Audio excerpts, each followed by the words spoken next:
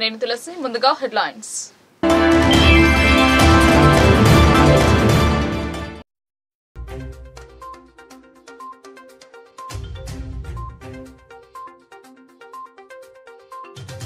SC వర్గీకరణపై బహిరంగ విచారణ, సమగ్ర నివేదిక సమర్పిస్తామని జస్టిస్ షమీం అఖ్తర్ వెల్లడి.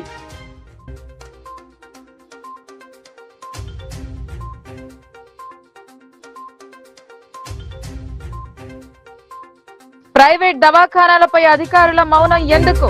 జిల్లా వైద్య ఆరోగ్య శాఖ అధికారిని ప్రశ్నించిన సిఐటియు.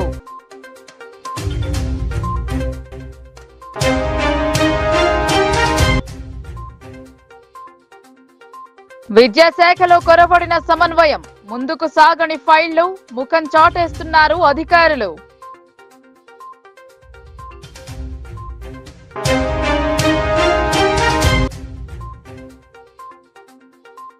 కలెక్టరేట్ లో ఉద్యోగ సంఘ భవనాల పంచాయతీ, టీజీఈడబ్ల్యూఐడిసిలో మకాం వేసిన సంఘం నేతలు.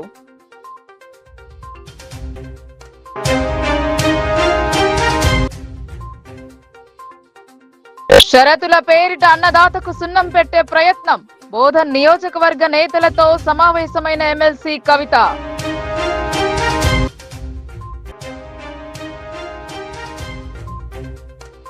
ఎస్సీ వర్గీకరణ అంశంపై ఏకసభ్య కమిషన్ బహిరంగ విచారణ జిల్లా కలెక్టరేట్ లో జరిగింది.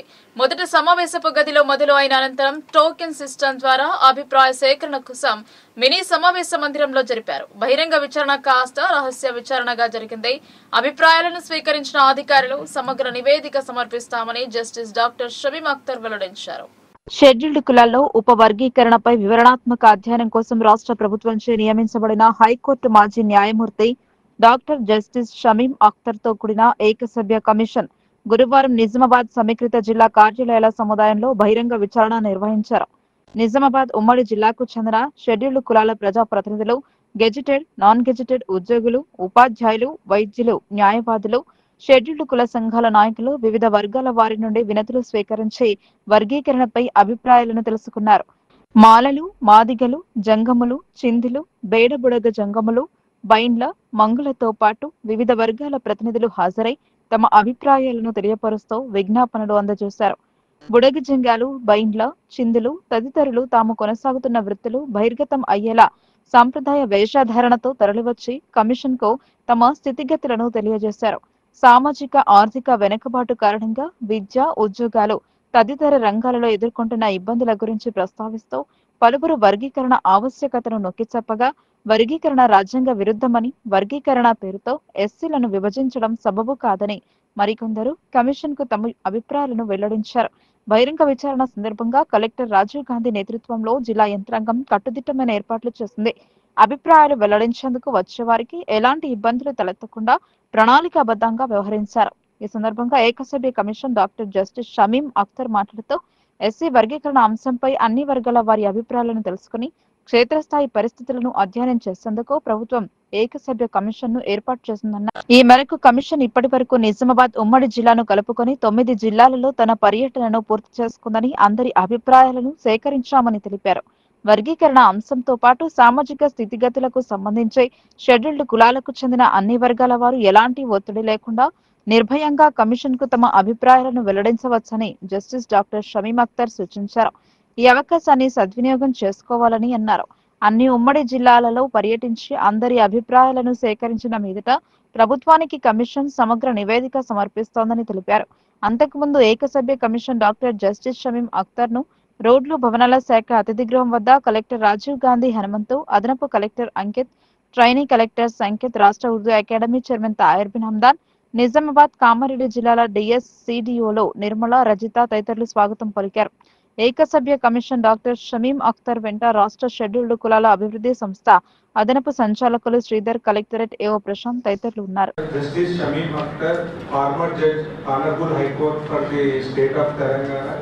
ఈ రోజు మనకి నిజామాబాద్ అంటే ఉమ్మడి నిజామాబాద్ జిల్లాకి సంబంధించి ఈ రోజు నిజామాబాద్ ఐడిఓసిలో ఈ కార్యక్రమాన్ని నిర్వహిస్తున్నారు.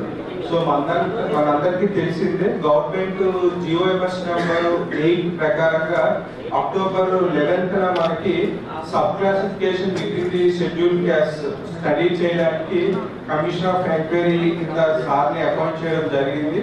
సో అందులో భాగంగా సార్ అన్ని ఉమ్మడి జిల్లాల్లో కూడా మీటింగ్స్ అనేది పబ్లిక్ హీరింగ్ ఇది కండక్ట్ చేస్తూ ఉన్నారు. సో అందులో భాగంగా ఈ రోజు మనకి నిజామాబాద్ అండ్ కామారెడ్డి 2 జిల్లాలకి సంబంధించిన ఆ రిప్రజెంటేషన్స్ కానీ అదే విధంగా మనకి వివిధ సంఘాలు అసోసియేషన్ వాళ్ళు ఇచ్చే వినతులు ఈ రోజు స్వీకరించడానికి ఈ రోజు నిజామాబాద్ జిల్లాకి రావడం జరిగింది. సార్తో పాటు అసిస్టెంట్ డైరెక్టర్ శ్రీధర్ గారు కూడా ఈ రోజు ఇక్కడికి రావడం జరిగింది. సో సార్ని వెల్కమ్ చేస్తూ మాట్లాడవలసిందిగా కోరుకుంటున్నాం. Thank you sir.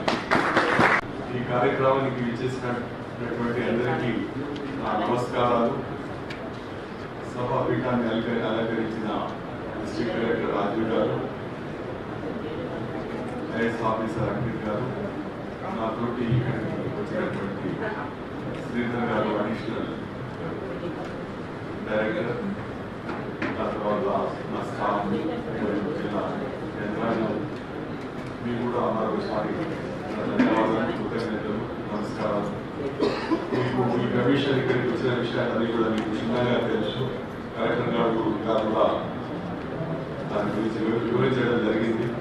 ముఖ్య ఉద్దేశం ఏంటంటే ఇక్కడికి వచ్చి మీ అందరితోటి మాట్లాడి మీ ఒక ఒపీనియన్ తీసుకొని మీరు ఇచ్చే రిప్రజెంటేషన్స్ని మీరు చెప్పిన విషయాలన్నీ కూడా క్షుణ్ణంగా పరిశీలించాలనే ఉద్దేశంతో ఇక్కడికి రావడం జరిగింది. ఇంతకుముందు వేరే జిల్లాలో హైదరాబాద్, రంగారెడ్డి, సంగారెడ్డి ఇంకా ఇతర జిల్లాలో కూడా పర్యటించి అక్కడ రిప్రజెంటేషన్స్ తీసుకోవటం, అక్కడ వచ్చినటువంటి వారిని క్షుణ్ణంగా పూర్తిగా వినటం, అర్థం చేసుకోవటం జరిగింది. దాంట్లో భాగంగా ఈరోజు ఇక్కడ రావడం జరిగింది. దీని తర్వాత జస్ట్ ఇదేంటంటే ఇక్కడ గ్యాదర్ అయినందుకు ముఖ్య ఉద్దేశం ఏంటంటే మీరు ఏది చెప్పదలుచుకున్నా కూడా ఎలాంటి ఒత్తిడి లేకుండా నిర్ణయంగా కమిషన్ ముందు చెప్పుకోవచ్చు. ఏ విషయాలైనా కూడా మీరు రాతపూర్వకంగా ఇవ్వాలన్నా కూడా రాతపూర్వకంగా ఇవ్వచ్చు. దాని తర్వాత మీకు ఈ కమిషన్ కంప్లీట్గా ఒక ఆపర్చునిటీ అంటూ ఇస్తుంది. మీరు క్షుణ్ణంగా విన్న తర్వాతనే మీ రిప్రజెంటేషన్ పూర్తిగా పరిశీలించిన తర్వాతనే ఏదైనా నిర్ణయం తీసుకొని గవర్నమెంట్ రిపోర్ట్ చేయడం జరుగుతుంది. దీని తర్వాత ఈ కార్యక్రమం తర్వాత మా కమిషన్ సభ్యులు, నాతో వచ్చిన ఉద్యోగ సహాయ కమిషన్ మెంబర్స్ కూడా, మన కమిషన్ అడిషనల్ డైరెక్టర్ గారు, జిల్లా యంత్రాంగం నుంచి జిల్లా రిప్రజెంటేటివ్ ఆఫీసర్ గారు కూడా మాతో కూర్చోవడం జరుగుతుంది. మీరు ఏది చెప్పదలుచుకున్నా కూడా మేము కూర్చున్నప్పుడు వచ్చి చెప్పండి, రాతపూర్వకం కూడా ఇవ్వండి. ఒక ప్రొఫార్మా అంటూ దీనికి ఏది లేదు. మీరు ఏది చెప్పినా వింటాము, ఏది రాసిచ్చినా కూడా తీసుకుంటాము. అన్నీ కూడా పరిగణనలోకి తీసుకొని ఒక రిపోర్ట్ అంటూ గవర్నమెంట్ చేయడం జరుగుతుంది. మేము ఇంతవరకు 7 జిల్లాలలో పర్యటించి దీంతో 8 జిల్లాలు కూడా పర్యటన పూర్తి చేసుకున్నాము. అక్కడ కూడా చాలా డిసిప్లిన్గా చాలా మంచిగా వాళ్ళు చెప్పడం జరిగింది. వాళ్ళ విషయాలు కూడా చెప్పిన విషయాలు కూడా సంపూర్ణంగా రాసుకోవడం జరిగింది. ఆ విధంగా ఇక్కడ కూడా కార్యక్రమాన్ని చేరుకున్నాము. మీతో కోరుకునేది ఏంటంటే ఈ కమిషన్కి సంపూర్ణ సహకారం మీ పరిధిలో ఉన్నంత వరకు మీరు చేయగలిగే వరకు అందిస్తారని కోరుకుంటూ నాకు ఈ అవకాశం ఇచ్చేందుకు జిల్లా యంత్రాంగానికి మీ అందరికీ కూడా ఇక్కడ మీ అమూల్యమైన టైం స్పెండ్ చేసి ఇక్కడ వచ్చినందుకు కూడా ధన్యవాదాలు. Thank you very much. Private దవాఖానాలపై జిల్లా వైద్యాధికారుల మౌనం ఎందుకు వహిస్తున్నారని సిఐటియు జిల్లా కార్యదర్శి నూర్జాన్ ప్రశ్నించారు. పీఎంపీ, ఆర్ఎంపీలకు ఆసుపత్రులకు మధ్య అవగాహన ఏమిటని ప్రశ్నించారు. పర్సెంటేజీల బాగుతాన్ని బయట పెట్టండి అంటూ నిలదీశారు. ఆసుపత్రుల రిజిస్ట్రేషన్, రెగ్యులరైజేషన్ ఏమిటి అన్నారు. పర్మిషన్ లేని ప్రైవేట్ హాస్పిటళ్లను మరియు ల్యాబ్ ను, ఎక్స్రే స్కానింగ్లను వెంటనే సీజ్ చేయాలని డిమాండ్ చేశారు. ప్రజల నుండి వైద్యం పేరుతో లక్షలలో దోచుకుంటున్న ప్రైవేట్ హాస్పిటళ్లపై చర్యలు తీసుకోవాలని సిఐటియు జిల్లా కార్యదర్శి నూర్జాన్ డిమాండ్ చేశారు. ప్రైవేట్ హాస్పిటల్లో జరుగుతున్న బాగోతాన్ని బయట పెట్టాలని కలెక్టర్ కార్యాలయంలో ఏవో ప్రశాంత్ కి మరియు డిఎంహెచ్ఓకు వినతి పత్రం అందజేశారు. ఈ సందర్భంగా సిఐటియు జిల్లా కార్యదర్శి నూర్జాన్ మాట్లాడుతూ నిజామాబాద్ జిల్లాలోని ప్రైవేట్ ఆసుపత్రుల్లో తనిఖీల కోసం ఏర్పాటు చేసిన వైద్య శాఖ బృందాలు ఓవైపు జిల్లా అంతటా జల్లెడ పట్టాయి. కానీ నిజామాబాద్ నగరంలో ముక్కుమ్మడిగా తనిఖీలు చేశారు. ప్రాక్టీస్ చేసే డాక్టర్లే ఇన్ఫెక్షన్ ఫారం నింపిస్తే వాస్తవాలు ఎలా తెలుస్తాయన్నారు. ఎన్ని ఆసుపత్రులు ఎవరి పేరు మీద రిజిస్టర్ అయినాయి మరియు ఇప్పుడు ఆసుపత్రులను నడుపుతున్నది ఎవరు అని అడిగారు. ఆసుపత్రులలో డాక్టర్లు కావచ్చు, స్టాఫ్ కావచ్చు, ఎంతమంది క్వాలిఫైడ్ వాళ్ళు ఉన్నారన్నారు. ల్యాబ్లలో వ్యాధి నిర్ధారణ పరీక్షలకు ఎంత రుసుము ఉండాలి, ఎంత తీసుకుంటున్నారు, పిఎంపీ అండ్ ఆర్ఎంపీలకు ఆసుపత్రులకు మధ్య అవగాహన ఏంటి, పర్సంటేజ్ల బాగోతాన్ని చూస్తున్నారా అని అడిగారు. వైద్యారోగ్య శాఖ సిబ్బంది ఎంతమంది ప్రాక్టీస్ చేస్తున్నారు, వారిపై చర్యలేంటి, ప్రతి ఆసుపత్రి రిజిస్ట్రేషన్ కు మీ కార్యాలయం నుంచి డబ్బులు వసూలు చేసేవారెంత, ఇప్పుడు ఆ వివరాలు తెలపగలరా అన్నారు. ఒకే ఆసుపత్రి పైన ఎన్ని రిజిస్ట్రేషన్లు ఉండవచ్చు, అసలు మన జిల్లాలోని ప్రైవేట్ ఆసుపత్రులలో సమావేశాలు ఏర్పాటు చేశారా, ఎన్ని చేశారు అని జిల్లా వైద్యారోగ్య శాఖ అధికారిని రాజశ్రీపై ప్రశ్నల వర్షం కురిపించారు. ఈ కార్యక్రమంలో సిఐటియు జిల్లా ఉపాధ్యక్షులు ఈవీఎల్ నారాయణ, సిఐటియు జిల్లా కమిటీ సభ్యులు కటారి రాములు, కృష్ణ, రఫీ, కిషన్ తదితరులు పాల్గొన్నారు. నిజామాబాద్ జిల్లాలో ప్రైవేట్ హాస్పిటళ్ళు పుట్టగొడుగుల్లాగా పుట్టుకొస్తున్నాయి. పర్మిషన్ లేని హాస్పిటల్స్ ఉన్నాయి. పర్మిషన్ లేని హాస్పిటళ్లను వెంటనే తొలగించాలనేదే సిఐటిగా ఈరోజు ఏదైతే కలెక్టర్ కార్యాలయంలో ఏఓ గారికి, డిఎంహెచ్ఓ గారికి కూడా వినతి పత్రం ఇవ్వడం జరిగింది. ముఖ్యంగా ప్రైవేట్ హాస్పిటల్లో డాక్టర్ ఉన్నా లేకున్నా వేరే వైద్యులను పెట్టి నడిపించే హాస్పిటల్స్ చాలా ఉన్నాయి. అసలు రిజిస్ట్రేషన్కి అప్లైకి నిబంధనలు ఏంటి, చర్యలు ఏంటిది అనేది కూడా ఇక్కడ చెప్పాల్సిన అవసరం ఉంది. వాళ్ళు చెప్పాలి, వాళ్ళు చెప్పట్లేరు. విషయం ఏంటంటే ఇవాళ ఒక ప్రైవేట్ హాస్పిటల్లో, అనేక ప్రైవేట్ హాస్పిటళ్ళల్లో వైద్యం చేయిస్తూ ఉన్నారు, అనేక డబ్బులను దోచుకుంటూ ఉన్నారు. చిన్న జ్వరం వచ్చినా, చిన్న వైద్యం కోసం పోయినా ల్యాబ్ అని, ఎక్స్రే అని, టెస్టులని అనేక రకాలుగా ఇబ్బందులు పెడుతూ ఉన్నారు పేషెంట్లను. అదేవిధంగా ప్రైవేట్ హాస్పిటల్లో ఏదైతే డాక్టరు భార్యనే ల్యాబ్ నడిపిస్తూ ఉన్నారు, మెడికల్ షాపులు నడిపిస్తూ ఉన్నారు. అసలు వాటికి రిజిస్ట్రేషన్ అయినాయా లేవా అనేది కూడా ఇప్పటివరకు డిఎంహెచ్ఓ ఆఫీసులో కనీసం లిస్ట్ ఎంత ఉంది అనేది కూడా తెలియదు. అసలు దీనికి చర్యలు ఏంటిది? ఒకవేళ ఎక్స్రే చేసుకోవాలన్నా, లేదు డాక్టర్స్ కోర్సు చేయాలన్నా ఆయన డాక్టరా కాదా, రిజిస్ట్రేషన్ వెంటనే ఇచ్చేస్తున్నారు. అసలు రిజిస్ట్రేషన్కి నిబంధనలు ఏంటి అనేది కూడా చెప్పట్లేదు. వీటి మీద చర్యలు తీసుకోకుండా మాత్రం విద్యాశాఖ గాడి తప్పుతోంది. కార్యాలయంలో సిబ్బంది మధ్య సమన్వయం లోపం కనిపిస్తోంది. ఇటీవల బాధ్యతలు చేపట్టిన జిల్లా విద్యాశాఖ అధికారి గణేష్ ఆచితూచి నడుచుకుంటున్నారన్న విమర్శలు నెలకొన్నాయి. విద్యాశాఖ సమస్యల సుడిగుండంలో చిక్కుకుపోయి తంటాలు పడుతుంది. ఇదివరకు బాధ్యతలు చేపట్టిన డిఈఓ తనకు ప్రాణ భయం ఉందని పోలీసులకు ఫిర్యాదు చేసి విద్యాశాఖ పరువును బజారున పడేశారు. అతని బదిలీ అనంతరం బాధ్యతలు చేపట్టిన అధికారి సైతం కార్యాలయానికి అధిక సమయం కేటాయించడం లేదన్న ఆరోపణలు గుప్పుమంటున్నాయి. పదోన్నతులు, బదిలీలలో అక్రమాలు జరిగాయని ఒక ఉపాధ్యాయ సంఘం నాటి జిల్లా విద్యాశాఖ అధికారిని లక్ష్యంగా చేసుకుని ఆర్జేడీకి ఫిర్యాదు చేశారు. అలాగే స్కూల్ గేమ్స్ ఫెడరేషన్ లో అక్రమాలు జరిగాయని ఆ సంఘం వారు నిలదీశారు. తాను చేసిన తప్పులు ఎక్కడ బయటపడతాయో అని ముందస్తుగా పోలీసులకు ఫిర్యాదు చేశారు. ఆయన బదిలీ తర్వాత బాధ్యతలు తీసుకున్న అధికారి సైతం సరైన బాధ్యతలు చేపట్టడం లేదని విమర్శలు ఎదుర్కొంటున్నారు. దసరాకు ముందు ప్రకటించిన డిఎస్సీలో ఉద్యోగం కల్పించి చేసిన ఘనత మన విద్యాశాఖది. తనకు అన్యాయం జరిగిందని బాధితురాలు న్యాయస్థానాన్ని ఆశ్రయించింది. మాక్లూర్ కేజీబీవీలో దొంగతనం జరిగితే విద్యార్థినులను మంత్రగళ్ల వద్దకు తీసుకెళ్లిన వారిపై చర్యలు తీసుకునే విధంగా మారింది. గురువారం విద్యాశాఖ అధికారి తన కార్యాలయంలో ఆగమాగమయ్యారు. విద్యాశాఖలో నెలకొన్న వింతలపై సమాధానం చెప్పకుండా దాటవేశారు. నూతన కలెక్టరేట్ భవనం నిర్మాణం అయిన అనంతరం ఉద్యోగ సంఘాల భవనాల లొల్లి మొదలైంది. ఇందులోనే రెవెన్యూ ఉద్యోగుల సంఘం, టీఎన్జీఓ సంఘంకు భవనాలను కేటాయించారు. తాజాగా ఏర్పాటైన గెజిటెడ్ ఉద్యోగుల కోసం గది కావాలని టీజీఈడబ్ల్యూఐడిసిలో తిష్టవేశారు. దీనివల్ల వీరికి అంతరాయం కలిగేలా ఉందని వాపోతున్నారు. జిల్లా సమీకృత కలెక్టరేట్ భవనంలో 225 నంబర్ గదిని Telangana education and welfare infrastructure development corporation కు కేటాయించారు. జిల్లా వ్యాప్తంగా నిర్మాణం జరుపుతున్న భవనాలు, వాటి వివరాలు, అందుకు సంబంధించిన దస్త్రాలను దాచేందుకు ఒక గదిలో పాటు సిబ్బంది కోసం హాల్ ను కేటాయించారు. కార్యాలయం మొదలు అయిన నాటి నుండి సక్రమంగా విధులు నిర్వహిస్తున్నారు. కాగా ఇటీవల ఏర్పడ్డ గెజిటెడ్ ఉద్యోగ సంఘం వారికి భవనం లేకపోవడంతో ఇందులోనే తమకు గదిని కేటాయించాలని కలెక్టర్ కు విన్నవించారు. ఒక శాఖకు కేటాయించిన గదిలోనే సగభాగం టీజీఈడబ్ల్యూఐడిసికి, మరో సగభాగం గెజిటెడ్ ఉద్యోగ సంఘం వారికి కేటాయించారని సంఘం అధ్యక్షులు తెలిపారు. సంఘపరమైన అంశాలను ఒక శాఖాపరమైన గదిలో ఏర్పాటు చేయడం వల్ల విధులకు ఆటంకం కలిగే అవకాశం ఉందని భావన. కాగా ఇదే గదిలో మధ్యలో పిటిషన్ ఏర్పాటు చేసి ఇటువైపు గెజెటెడ్ అసోసియేషన్ మరోపక్క ఎడ్యుకేషన్ డెవలప్మెంట్ కార్పొరేషన్ కొనసాగేలా అధికారులు నిర్ణయించినట్టు సమాచారం. కానీ దసరాలను భద్రత లేకపోతే తాము చేసిన పనులలో ఆటంకం కలిగే అవకాశం ఉంటుందని సంబంధిత శాఖ వారి వాదన. పూర్తి స్థాయి అనుమతుల మధ్యలో పిటిషన్ ఏర్పాటు చేయకమునిపై గెజెటెడ్ అసోసియేషన్ వారు ఇక్కడ తిష్టవేశారు. కలెక్టర్ స్పందించి అసోసియేషన్ వారికి మరో గదిని కేటాయిస్తారో లేక ఒకే గదిలో రెండింటినీ కొనసాగిస్తారో ఉన్నత అధికారులకే తెలియాలి. ఇప్పటికే ఈ భవనంలో రెవెన్యూ, టీఎన్జీఓ సంఘాలకు గదులను కేటాయించారు. కలెక్టరేట్ లో కాకుండా నగరంలో ఈ సంఘాలకు భవనాలు ఉన్నాయి. వీటిని పరిగణలోకి తీసుకుంటారా లేదా అనేది వేచి చూడాలి. రైతు భరోసా పథకానికి షరతులు, నిబంధనలు విధిస్తూ సీఎం రేవంత్ రెడ్డి అన్నదాతకు సున్నం పెట్టే ప్రయత్నం చేస్తున్నారని బీఆర్ఎస్ ఎమ్మెల్సీ కల్వకుంట్ల కవిత తీవ్ర ఆగ్రహం వ్యక్తం చేశారు. రైతు భరోసా పథకం అమలుకు నిబంధనలను పెట్టడాన్ని తీవ్రంగా తప్పుపట్టారు. రైతులకు షరతులు విధించడమేంటని ప్రశ్నించారు.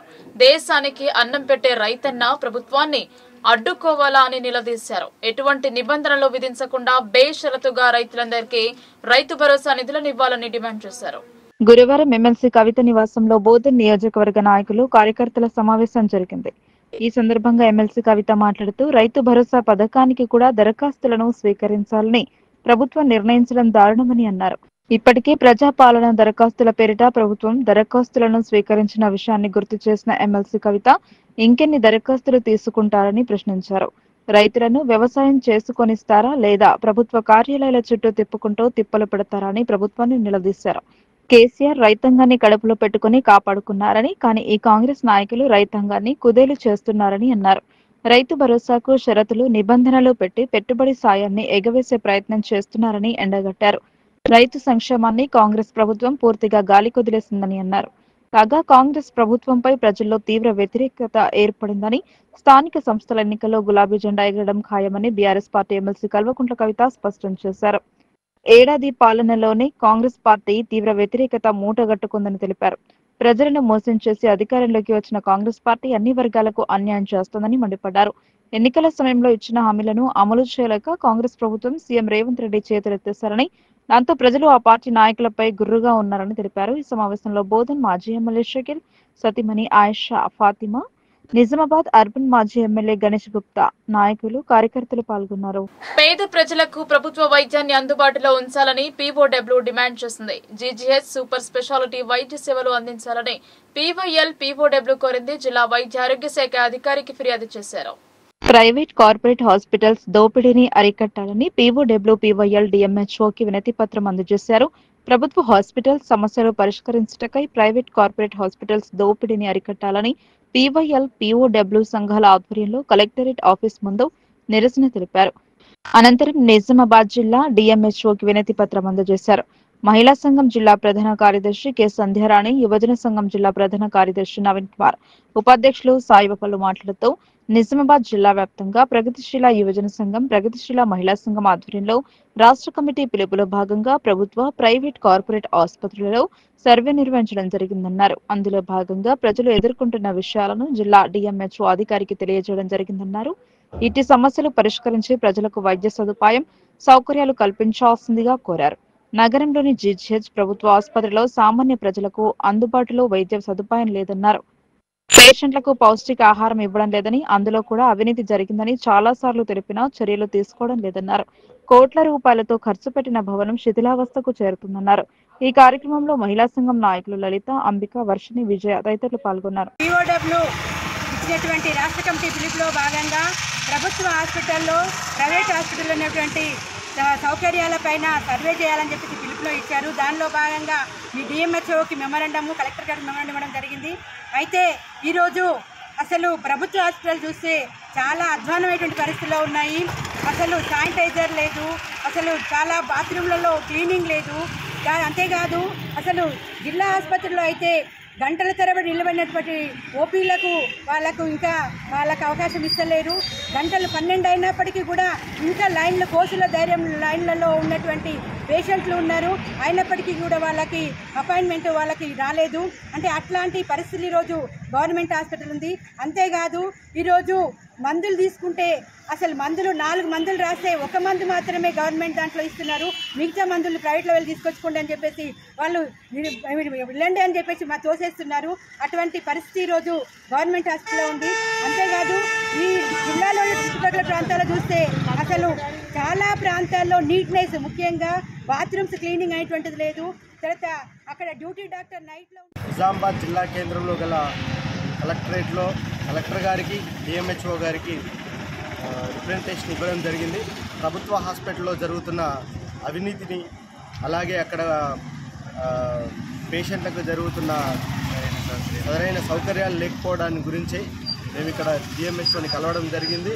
గవర్నమెంట్ హాస్పిటల్లో 7 ఫ్లోర్లు ఉన్నప్పటికీ ఏ ఫ్లోర్లో కూడా నీటి సౌకర్యం లేకపోవడం, అలాగే టాయిలెట్స్ క్లీన్గా లేకపోవడం, ఓపీ ఈ రోజు రాయించుకున్నప్పటికీ 3 రోజుల వరకు కూడా డాక్టర్లు అందుబాటులో లేకపోవడం, అన్ని రకాల విభాగాలకు సంబంధించిన డాక్టర్లు కూడా అందుబాటులో లేకపోవడం, చాలా రకాల సమస్యలతో ఇలా జీజీహెచ్లో చాలా సమస్యలు బయట ఉన్నాయి. కానీ దీని మీద ఎట్లాంటి చర్యలు కూడా తీసుకుంటలేదు గవర్నమెంట్. అదే కాకుండా ప్రైమరీ హెల్త్ సెంటర్లో కూడా మేము వెళ్ళి ఎంక్వైరీ చేసినాం. అక్కడ కూడా నిజామాబాద్ చంద్రశేఖర్ కాలనీలో గల ప్రైమరీ హెల్త్ సెంటర్ శిథిలావస్థలో ఉంది. ఏ ప్రైమరీ హెల్త్ సెంటర్లో కూడా వాటర్ సౌకర్యం కూడా లేదు. చాలా అవకతవకలు నడుస్తూ ఉన్నాయి. అక్కడ మందులు కూడా అందుబాటులో ఉండలేవు. స్కానింగ్లు గవర్నమెంట్ హాస్పిటల్లో స్కానింగ్లను బయటకు రాయడం జరుగుతున్నది. పేషెంట్లను కూడా అక్కడ ఉన్న వాళ్ళు కొందరు బయటకు పంపిస్తున్నారని తెలిసింది. అక్కడ కనీసం బీపీ ట్యాబ్లెట్లు కూడా అందుబాటులో లేని పరిస్థితులు కూడా మన జీజీహెచ్లో ఉన్నాయి. ఇవన్నీ మేము డిఎంహెచ్ఓ గారికి కానీ కలెక్టర్ కానీ మేము మెమోరాండం ద్వారా రిప్రజెంటేషన్ ఇవ్వడం జరిగింది. దీని మీద ప్రభుత్వం సమస్యల సాధనకై సమగ్ర శిక్ష ఉద్యోగుల చేపట్టిన నిరవధిక సమ్మె కొనసాగుతోంది. సమస్యల పరిష్కారం కోసం కంటి తుడుపు చర్యలుగా చర్చలు జరుపుతున్నారు తప్ప శాశ్వత పరిష్కారం చూపడం లేదని ఉద్యోగులు వాపోతున్నారు. నిజామాబాద్ జిల్లా సమగ్ర శిక్ష ఉద్యోగుల సంఘం ఆధ్వర్యంలో ధర్నా చౌక్ లో చేపట్టిన రిలే నిరాహార దీక్షలు 27వ రోజుకు చేరాయి. సమగ్ర శిక్ష ఉద్యోగులను రెగ్యులర్ చేయాలని డిమాండ్ చేస్తూ వివిధ రకాల నిరసనలు తెలుపుతున్నారు. అయినా సర్కార్ నుండి స్పందన కరువైంది. సమగ్ర శిక్ష ఉద్యోగులను రెగ్యులరైజ్ చేయాలని సర్వమత గురువులచే ప్రార్థనలు చేశారు. సర్వమత గురువులతో వినూత్నమైన రీతిలో నిరసనలు చేపట్టారు. సమగ్ర శిక్ష ఉద్యోగుల సంఘం జిల్లా నాయకుడు విజయ్ మాట్లాడుతూ తక్షణమే ప్రభుత్వం రెగ్యులరైజ్ చేయాలని డిమాండ్ చేశారు. ఈ కార్యక్రమంలో సమగ్ర శిక్ష ఉద్యోగుల సంఘం ప్రధాన కార్యదర్శి భూపేందర్, జిల్లా వర్కింగ్ ప్రెసిడెంట్ విజయ్, మహిళా అధ్యక్షురాలు గంగమణి, కోశాధికారి ప్రసాద్ మరియు సమగ్ర శిక్ష ఉద్యోగుల సంఘం నాయకులు రాజు, విద్యాసాగర్, లక్ష్మణ్, యూసుఫ్ అలీ, గంగాధర్, స్వర్ణకుమారి, ప్రకాష్, సంతోష్, రాణి, స్వప్న, రాధా, హిమబిందు, ప్రసాద్, సురేందర్, అంబదాస్ తదితరులు పాల్గొన్నారు. నా పేరు విజయ్, సమగ్ర శిక్ష ఉద్యోగుల సంఘం నిజామాబాద్ జిల్లా వర్కింగ్ ప్రెసిడెంట్. సమగ్ర శిక్ష ఉద్యోగుల సంఘం రాష్ట్ర కమిటీ పిలుపు మేరకు తెలంగాణలోని 33 జిల్లా కేంద్రాలలో సమ్మె చేస్తూ ఉన్నాం. ఈరోజు నిజామాబాద్ జిల్లా కేంద్రంగా ఎన్టీఆర్ ధర్నా చౌక్లో సమగ్ర శిక్ష ఉద్యోగుల సంఘం నిజామాబాద్ ఆధ్వర్యంలో సర్వ మతస్థుల ప్రార్థనలు ఈరోజు చేయబడ్డాయి. గత ప్రభుత్వం ఇప్పుడున్నటువంటి గౌరవ ముఖ్యమంత్రి వర్యులు సెప్టెంబర్ 2023వ సంవత్సరంలో సమగ్ర శిక్ష ఉద్యోగులు చేస్తున్నటువంటి సమ్మెలో వరంగల్ సభలో రానున్నది ప్రజాప్రభుత్వమే, ప్రజాప్రభుత్వం వచ్చిన తర్వాత మీ యొక్క సమస్యలన్నింటిని పరిష్కరిస్తానన్న ముఖ్యమంత్రి గారికి ఈరోజు మా యొక్క సమస్యలు పట్టించుకోకుండా ఉన్నందున ఈరోజు నిజామాబాద్ జిల్లా కేంద్రంగా సర్వ మతస్థుల ప్రార్థనలు చేయబడ్డాయి. క్రైస్తవ మతస్థుల ద్వారా, అదేవిధంగా హిందువుల ద్వారా, పంతులు గారి ద్వారా, ఇమాంల ద్వారా ప్రభుత్వం యొక్క పెద్దలు వాళ్ళ యొక్క మనసులు మార్చుకొని ముఖ్యమంత్రి గారు వారి యొక్క మంత్రిమండలి సమగ్ర శిక్ష ఉద్యోగులకు చేస్తున్నటువంటి న్యాయపరమైన డిమాండ్లు, మా యొక్క డిమాండ్ సర్వశిక్ష ఉద్యోగులందరినీ కూడా రెగ్యులర్ చేయాలన్న ఆ యొక్క ప్రధాన ఉద్దేశంతో ఈరోజు సర్వమత ప్రార్థనలు వారి ద్వారా చేయబడ్డ. ఇప్పనైనా గౌరవ ముఖ్యమంత్రి యొక్క మనసు, వారి యొక్క మంత్రిమండలి, ఉప ముఖ్యమంత్రి గారు బట్టి విక్రమార్క గారి మా మనసులన్నీ కూడా మారి మా యొక్క సర్వశిక్ష అభియాన్లో పనిచేస్తున్నటువంటి ఉద్యోగుల పట్ల కనికరము, దయ, జాలి చూపి మా యొక్క డిమాండ్లన్నీ పరిష్కరించాలని ధర్నా చౌక్ సందర్భంగా మేము డిమాండ్ చేస్తున్నాం. ఒకవేళ ప్రభుత్వం ఈరోజు మా యొక్క రాష్ట్ర కమిటీ నాయకులను పిలిపించి చర్చలు జరుపుతున్నారు. ఆ యొక్క చర్చలు సఫలమైతే ఓకే, కానీ లేని సందర్భంలో మా యొక్క సమ్మెను కేజీబీలో ఉన్నటువంటి నాన్ టీచింగ్ స్టాఫ్ని కూడా మేము బయటకు తీసుకురావాల్సిన సందర్భము ఉందని తెలియజేస్తున్నాం. రానున్న రోజుల్లో ఈ యొక్క సమ్మెను ఇంకా ఉధృతం చేసేసి మా కేజీబీలో పనిచేస్తున్నటువంటి పాఠ్య భాషలు బోధిస్తున్నటువంటి టీచింగ్ స్టాఫ్ అందరినీ కూడా బయటకు తీసుకొచ్చిన హమాలీలు స్వీపర్ల పట్ల ప్రభుత్వం నిర్లక్ష్యం తగదని ఏఐటీయూసీ జిల్లా ప్రధాన కార్యదర్శి వై ఓమయ్య అన్నారు. సివిల్ సప్లైస్ కార్పొరేషన్ లో పనిచేస్తున్న హమాలీలు స్వీపర్ల సమ్మె 2వ రోజుల భాగంగా నిజామాబాద్ మండలం స్టాకిస్ట్ పాయింట్ వద్ద మోకాళ్లపై కూర్చుని కార్మికులు నిరసన తెలియజేశారు. ఈ సందర్భంగా ఏఐటీయూసీ జిల్లా ప్రధాన కార్యదర్శి వై ఉమయ్య మాట్లాడుతూ సివిల్ సప్లై కార్పొరేషన్ ద్వారా నిత్యం రాష్ట్ర ప్రజలకు విద్యార్థులకు బియ్యం పంపిణీ చేస్తూ ప్రజల్లో ప్రభుత్వానికి మంచి పేరు తేవడానికి పనిచేస్తున్న హమాలీలు స్వీపర్ల పట్ల ప్రభుత్వం నిర్లక్ష్యంగా వ్యవహరించడం సరికాదన్నారు. రేట్లు పెరగడానికి 13 నెలల కాలపరిమితి అవుతున్న యూనియన్ ద్వారా పోరాడి రేట్లు పెంచుకున్న జీవో ఇవ్వడంలో నిర్లక్ష్యం చేయడం దుర్మార్గమన్నారు. ఇప్పటికైనా ప్రభుత్వం గత అక్టోబర్ నెలలో యూనియన్ నాయకత్వం కమిషనర్ సమక్షంలో జరిగిన ఒప్పందానికి సంబంధించిన జీవోను విడుదల చేసే కార్మికులకు రావాల్సిన బకాయి వేతనాలను జనవరి 24 నుండి అమలు చేయాలని 10 లక్షల ఆరోగ్య బీమా సదుపాయాన్ని కల్పించాలని డిమాండ్ చేస్తున్నామన్నారు. 2వ రోజు సమ్మెకు జిల్లా cooking gas agencies workers union నాయకులు హనుమాన్లు బీడీ వర్కర్స్ ఫెడరేషన్ నాయకులు భానుచందర్తో మద్దతు తెలియజేయడం జరిగింది. ఈ కార్యక్రమంలో యూనియన్ జిల్లా కార్యదర్శి దేవేందర్, నాయకులు కైసర్, నాగరాజ్, జావేద్, రాజు, వాజిద్, చంద్రమ్మ, సాయిలు, కార్మికులు తదితరులు పాల్గొన్నారు. సివిల్ సప్లై హమాలీ స్వీపర్ల సమ్మె 2వ రోజుకు చేరుకోవటం జరిగింది. అయినా నేటికి కూడా ప్రభుత్వంలో చలనం వస్తున్నటువంటి పరిస్థితి లేదు. ఇవాళ ఎప్పుడూ లేనటువంటి పద్ధతుల్లో సివిల్ సప్లై కార్పొరేషన్ చరిత్రలోనే 1 సంవత్సరం తర్వాత కార్మికుల రేట్లు పెరగటం, వేతనాలని అమలు చేయటం అనేది ఇది మొట్టమొదటిసారి జరుగుతూ ఉన్నది. మరి ప్రజాపాలన అని చెప్పుకుంటున్నటువంటి రేవంత్ రెడ్డి ప్రభుత్వం ఎందుకు సివిల్ సప్లై కార్పొరేషన్ పట్ల, సివిల్ సప్లై కార్మికుల పట్ల నిర్లక్ష్యం వహిస్తున్నదో ఇవాళ అర్థం కానటువంటి అంతుచిక్కని పరిస్థితి ఏర్పడుతూ ఉన్నది. రెండోది, దాదాపు 7-8 నెలలుగా మేము ఆందోళన పోరాటం చేస్తూ ఉంటే మొన్న డిసెంబర్ 18వ తేదీ నాడు రాష్ట్ర కమిషనర్ కార్యాలయం ముట్టడి చేసిన సందర్భంలో కమిషనర్ గారే చెప్పడం జరిగింది, వారం రోజుల్లో జీవో వస్తుంది, జీవో ఇస్తాం, ఏరియర్స్తో సహా చెల్లిస్తామని చెప్పేసి చెప్పడం జరిగింది. మరి 18 రోజులు అవుతున్నా నేటికి కూడా జీవో వచ్చినటువంటి పరిస్థితి లేదు. నిన్న నల్గొండ జిల్లాలో మా యూనియన్ నాయకత్వం అక్కడికి Uttam Kumar Reddy civil supplies corporation minister వచ్చినప్పుడు ఆయన్ని కలిసి మాట్లాడితే కనీసం మినిస్టర్ కూడా ఇవాళ సమ్మె జరుగుతున్నటువంటి విషయం తెలియదంటే కమిషనర్ ఎంత నిర్లక్ష్యంగా ఉన్నాడనేది ఇవాళ మనం అర్థం చేసుకోవాల్సినటువంటి అవసరం ఉన్నది. కమిషనర్ కూడా మినిస్టర్ గారు సీరియస్గా మాట్లాడడం అనేది జరిగింది. కాబట్టి మరి మినిస్టర్ గారు మా ముందు సీరియస్గా వ్యవహరించడం కాదు, కమిషనర్తోనే అదే పద్ధతిలో సీరియస్గా మాట్లాడి ఇమ్మీడియట్లీ రావాల్సినటువంటి జీవోను వెంటనే విడుదల చేసి కార్మికులకు పెంచినటువంటి రేట్లను జనవరి 1, 2024 నుండి ఏరియర్స్తో సహా చెల్లించాల్సిందిగా మేము ఈ సందర్భంగా డిమాండ్ చేస్తూ ఉన్నాం. దాంతోపాటు 10 లక్షల రూపాయలకు సంబంధించినటువంటి ఆరోగ్య బీమా పథకాన్ని కూడా వీళ్ళందరికీ కార్పొరేట్ విద్య వైద్య దోపిడీని అరికట్టాలని బహుజన లెఫ్ట్ పార్టీ రాష్ట్ర అధ్యక్షులు దండి వెంకట్ డిమాండ్ చేశారు. తెలంగాణ రాష్ట్రంలో ప్రైవేట్ కార్పొరేట్ వైద్య సంస్థల దోపిడీని అరికట్టడానికి తెలంగాణ రాష్ట్ర ప్రభుత్వం ప్రత్యేక చర్యలు తీసుకోవాలన్నారు. బీఎల్పీ తెలంగాణ రాష్ట్ర అధ్యక్షులు దండి వెంకట్ కార్పొరేట్ విద్య వైద్యంపై ధ్వజమెత్తారు. ఆయన విడుదల చేసిన ఒక ప్రకటనలో మాట్లాడుతూ తమది ప్రజా ప్రభుత్వమని చెబుతున్న రాష్ట్ర ముఖ్యమంత్రి రేవంత్ రెడ్డి ప్రైవేట్ కార్పొరేట్ విద్య వైద్య దోపిడీని అరికట్టడానికి ఒక ప్రత్యేక చట్టం చేయాలని కోరారు. రాష్ట్ర వ్యాప్తంగా అన్ని జిల్లా కేంద్రాల్లో ప్రభుత్వ విద్య వైద్యం సామాన్యులకు అందుబాటులోకి తేవాలని దండి వెంకట్ డిమాండ్ చేశారు. ప్రైవేట్ కార్పొరేట్ విద్య వైద్య సంస్థలు ప్రజల రక్తమాంసాలతో వేలాది కోట్ల రూపాయల లాభాలను పొందుతూ రాజ్యాంగేతర శక్తులుగా వ్యవహరిస్తున్నారని తెలిపారు. ఈరోజు రాష్ట్రంలో విద్యా వైద్యం మొత్తం కార్పొరేట్ హాస్పిటల్ చేతిలోకి వెళ్ళిపోయింది. ఇవాళ కనీసం ఎవరైనా పేషెంట్ హాస్పిటల్స్కి వెళ్ళాలి అన్నా ఇవాళ లక్షలు, 20 లక్షలు, 15 లక్షలు ఇట్లాంటి పరిస్థితి ఉంది. ఒక హార్ట్ పేషెంట్ హాస్పిటల్కి పోతే విపరీతమైన దోపిడీ.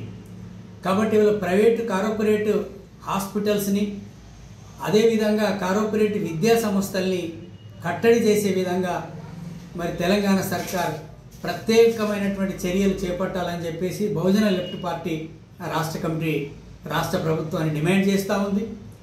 అదేవిధంగా ఈ విద్యా వైద్యాన్ని ఇలా ప్రభుత్వం ఎన్ని సంక్షేమ పథకాలు ఇచ్చినా, ప్రజలకు ఎంత చేయూతనిచ్చినా ఇవాళ విద్యా వైద్య దోపిడీని అరికట్టకపోతే ప్రజలు అన్యాయం అయిపోతూ ఉన్నారు.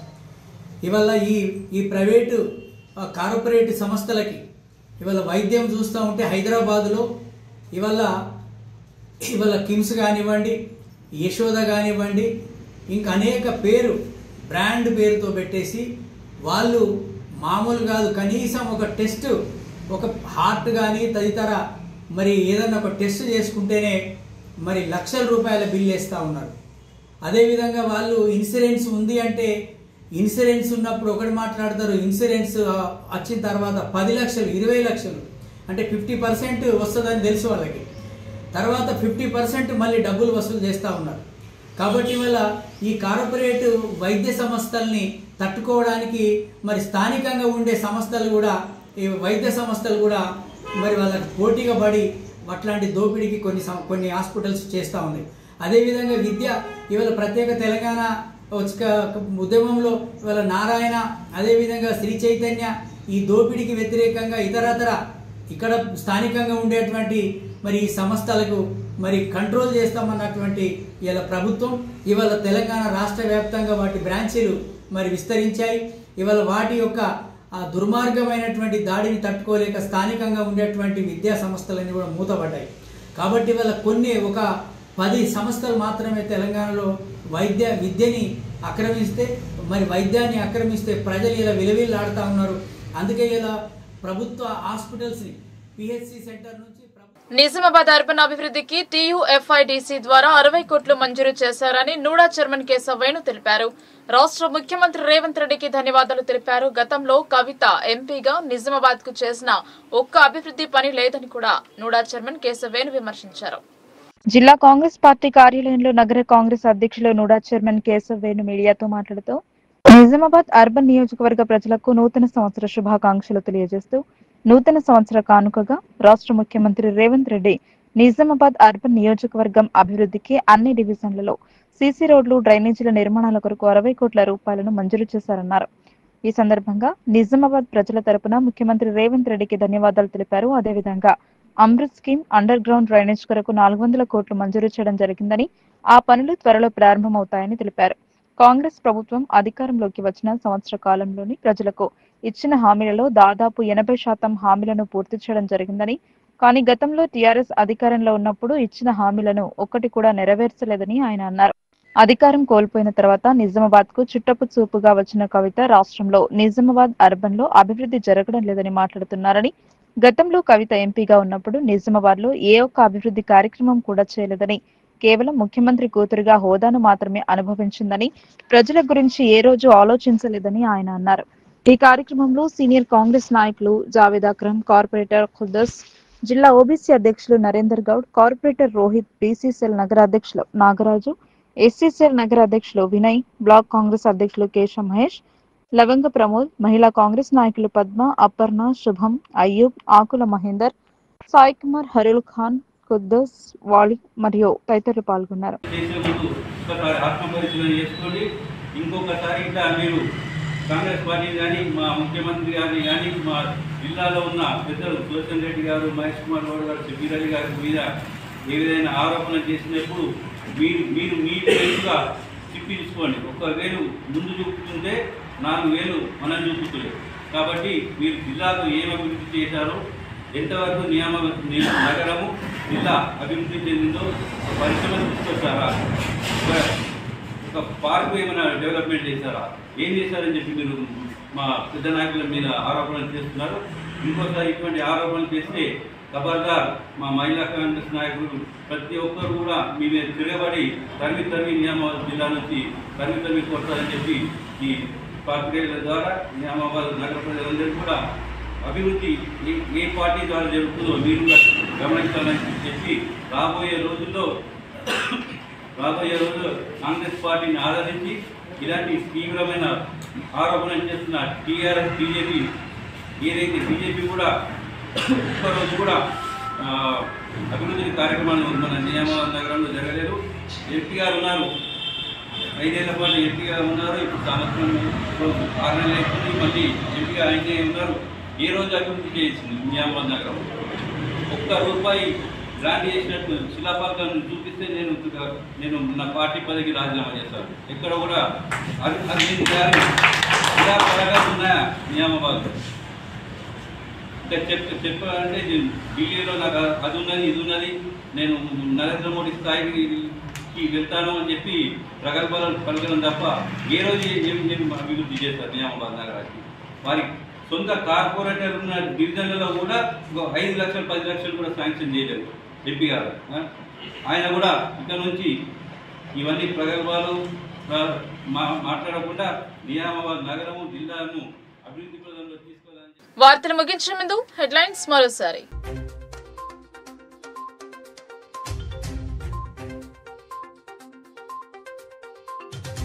ఎస్సీ వర్గీకరణపై బహిరంగ విచారణ, సమగ్ర నివేదిక సమర్పిస్తామని జస్టిస్ షమీం అఖ్తర్ వెల్లడి.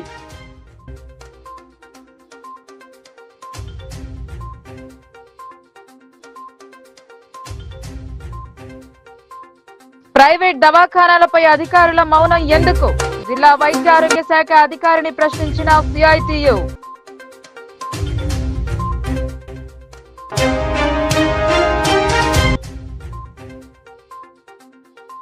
విద్యాశాఖలో కొరబడిన సమన్వయం, ముందుకు సాగని ఫైళ్లు, ముఖం చాటేస్తున్నారు అధికారులు.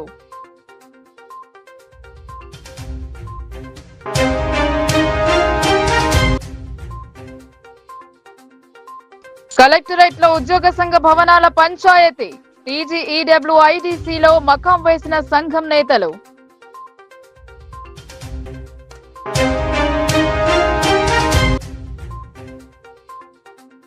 షరతుల పేరిట అన్నదాతకు సున్నం పెట్టే ప్రయత్నం, బోధన్ నియోజకవర్గ నేతలతో సమావేశమైన ఎమ్మెల్సీ కవిత.